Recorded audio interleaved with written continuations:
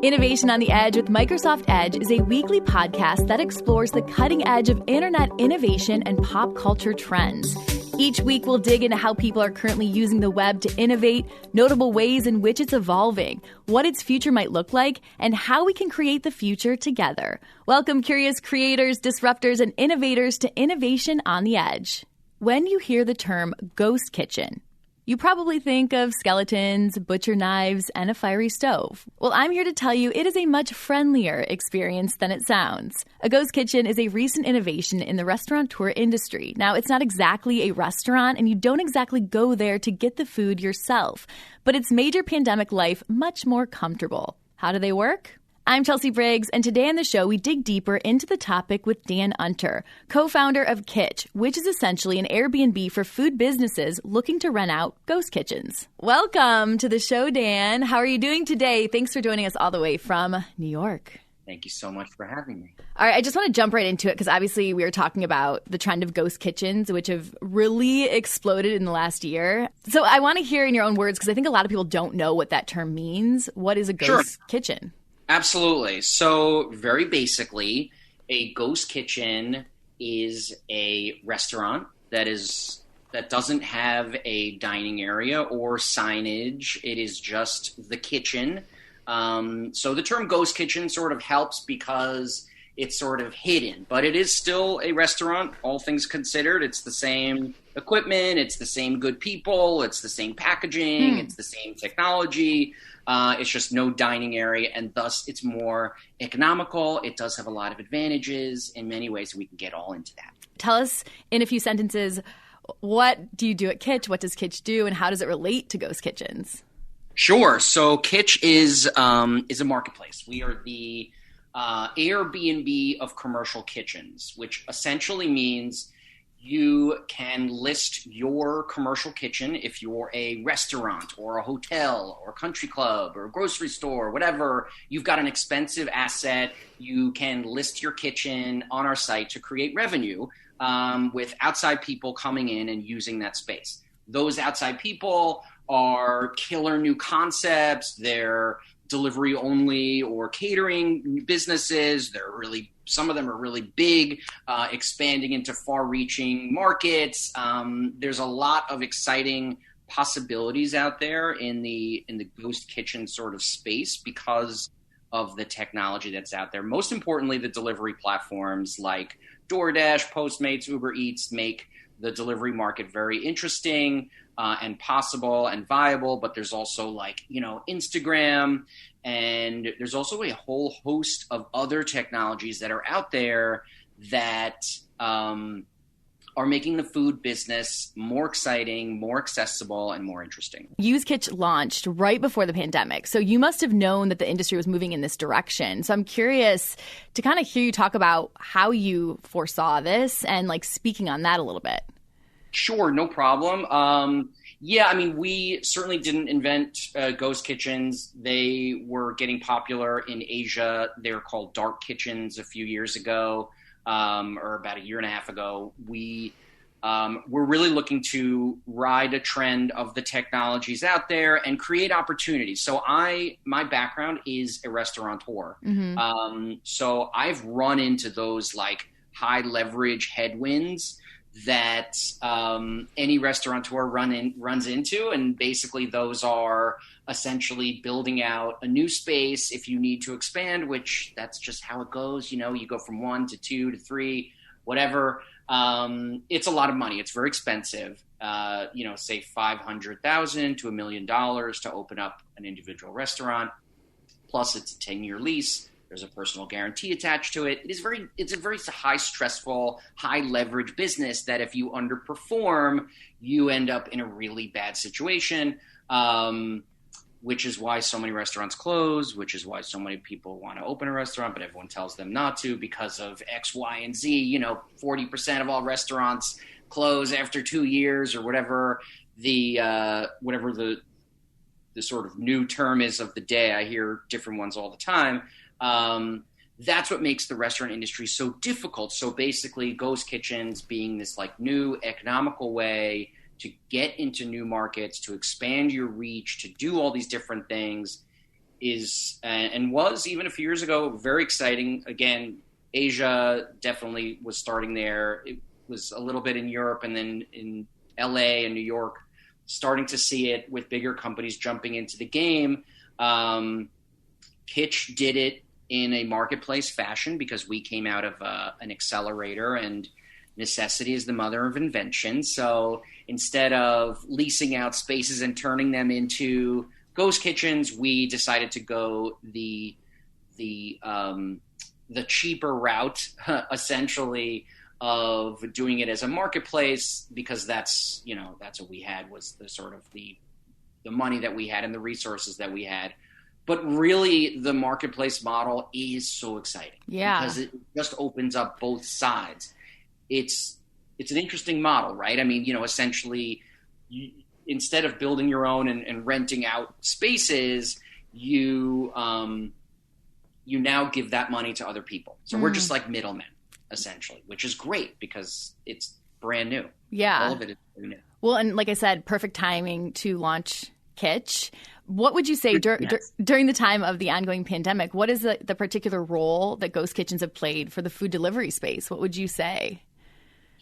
So during the pandemic, when everybody was ordering delivery, ghost kitchens played a vital role. I mean, they were a way for people to stay in business, essentially. Yeah. There was a shockingly very little movement in the food industry. People were hunkered down. They were worried about, obviously worried about getting sick, of course. So labor, going out, and, cities were shut down, areas were shut down, people were at home, and they were saying, I can't do anything, right? I can't go to work. I can't go out. I can't travel. I can't see or do anything, live music, etc. What is something that I can do? I mean, I can cook, right? But there's only so far you're going to take that, right? Mm-hmm.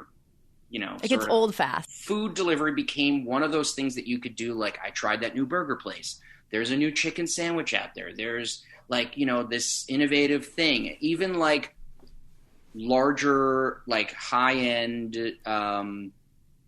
even like Michelin star restaurants were like, how do we put food on paper plates and actually serve it to give society like something, give people things to talk about, as opposed to the sort of mundane. And again, Netflix being sort of the only thing you've got besides some cool food. Totally. Yeah. And I feel like that's what's been crazy, is seeing, because I think everyone, obviously the restaurant industry took such a big hit, but then seeing them be able to figure out, maneuver how they would do their delivery and do it different and do it better. And I think the thing that I was reading about is that some of these restaurants even just, they sort of like, if they had a burger that was doing really well, then that became sort of their ghost kitchen. They would just make that burger and do it well, and kind of talk about that a little bit, because ghost kitchens can be done in different ways. Yeah, sort of. There's a million ways, and I will go off the rails talking about it. But for sure, to your comment, like single item, really cool concepts are happening. I mean, there's like, Mr. Beast Burger, and there's like everyone's got a chicken sandwich coming out. Those single items can really hit because you can very easily put them in places. You can go to a restaurant and say, hey, you guys are busy for breakfast, you're busy for lunch, but you're not that busy for dinner. Why don't you keep your labor force, keep your guys and gals there and sell my chicken sandwich? It's highly Instagrammable, right? It's like everyone's eating that sandwich. It's like an experience. That restaurant can then make money. And those are they're not necessarily called ghost kitchens. That's really more of a virtual brand. They are very much intertwined in the business scape, but essentially that's a virtual brand, which means you're on DoorDash or Grubhub or whatever, and you order that sandwich. That's coming from another restaurant, but with those same people that they know how to make it. They know how to make it delicious. There's tons of those. There's tons of those concepts coming out, and a lot of them are the real deal. You kind of mentioned this a little bit, but obviously ghost kitchens are giving people that want to start restaurants this opportunity to do it. What are your thoughts on kind of these new brands coming to the forefront? And maybe some of these people don't even have the kind of restaurant experience that you have. What's your take on that? If you want to open up a restaurant, if you wanted to open up a restaurant a year ago, right? Or I don't know, a year ago probably didn't even exist, right? It was during the pandemic. But like if you wanted to open up a restaurant like 2-3 years ago, you had to buy a restaurant. You had to like go through the motions, like spend that money, spend that, let's call it $1 million to like open a restaurant. Now for like $4,000 or $5,000, you can open a restaurant. You know, like maybe you spend, $4,000 on your sort of ghost kitchen. You spend a couple thousand on a cool, PR marketing campaign. You get your supplies. So like $10,000 instead of $1 million, right? Like that's sort of like you're in. And that differential is going to spur a ton of creativity, whether you know what you're doing or not. You can fail, but at least you will fail holding everything. Totally. Right? That's the big piece, because that's a way for people to, in a very lean way, in a very sort of like risk mitigated way, to go out and be like, you know what? I've always wanted to do something. I think this is good. But if it sucks and nobody wants it, I'm not like dead in the water. I didn't just spend like my mortgage, like my kid's college fund or whatever on like my dream of opening a restaurant, but I did get to try it.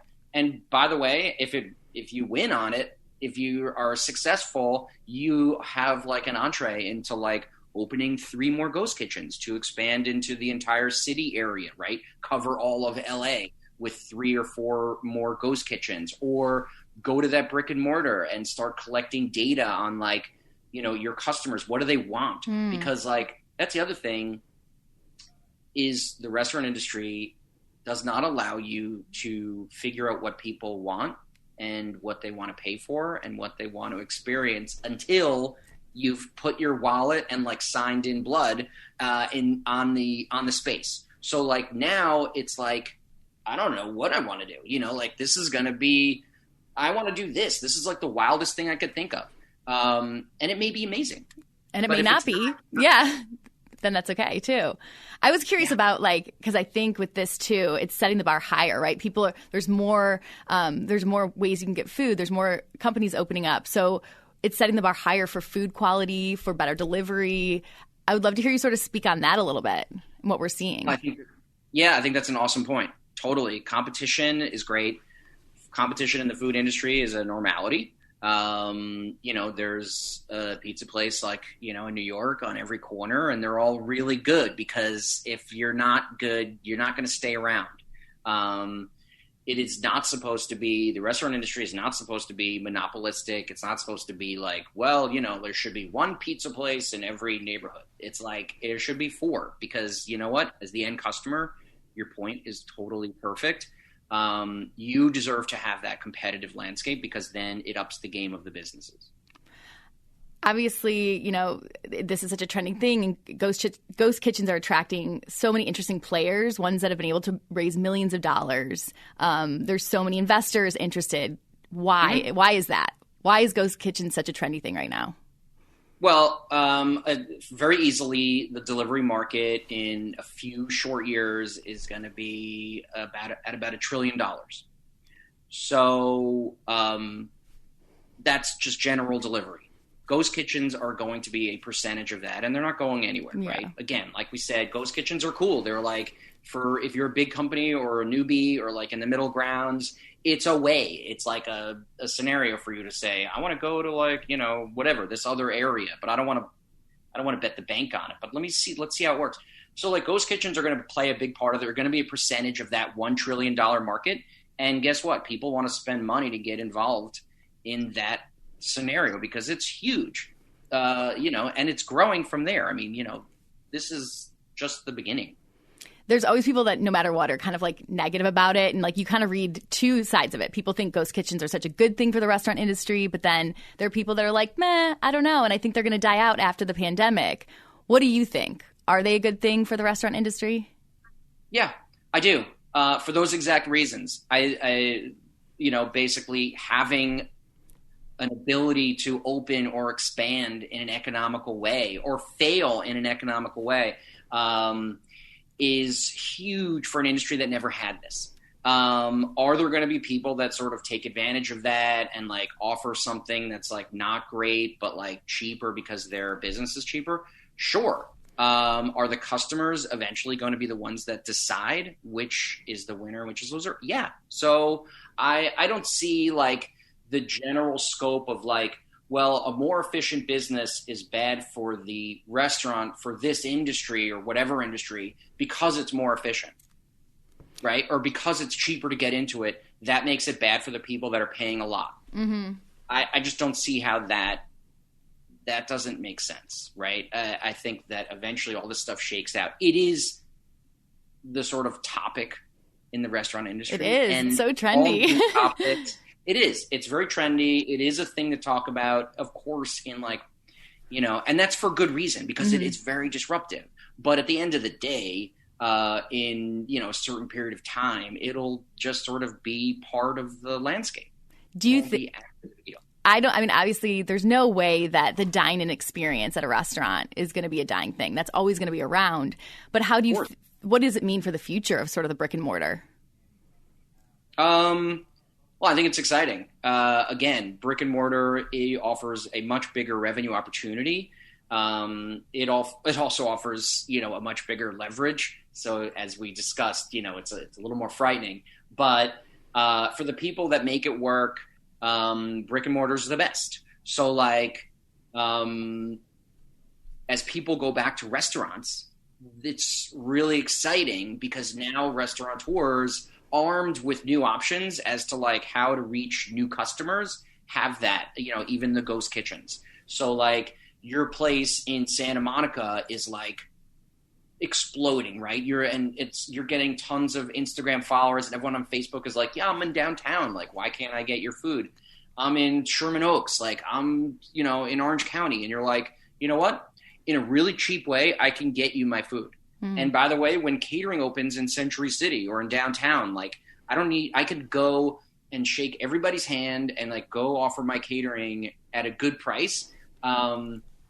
And employ more people and like offer my, services in a cheap way. So I think that ghost kitchens, they don't stand alone. They're not like in opposition to brick and mortar. They're just something else. But I think as brick and mortar grows, finally and thankfully post-pandemic, you're going to see operators that are seeing success and need to expand and need to like keep their labor force rolling and, not want to sort of ruin the in-store experience by the continual influx of deliveries, right? So like as people start coming into your restaurant, but you're still getting those huge amounts of deliveries, then people are sitting down or they're ordering at the counter, whatever kind of restaurant you have, and you're like, I've got 100 deliveries before the next person that's going to get up that needs to order here.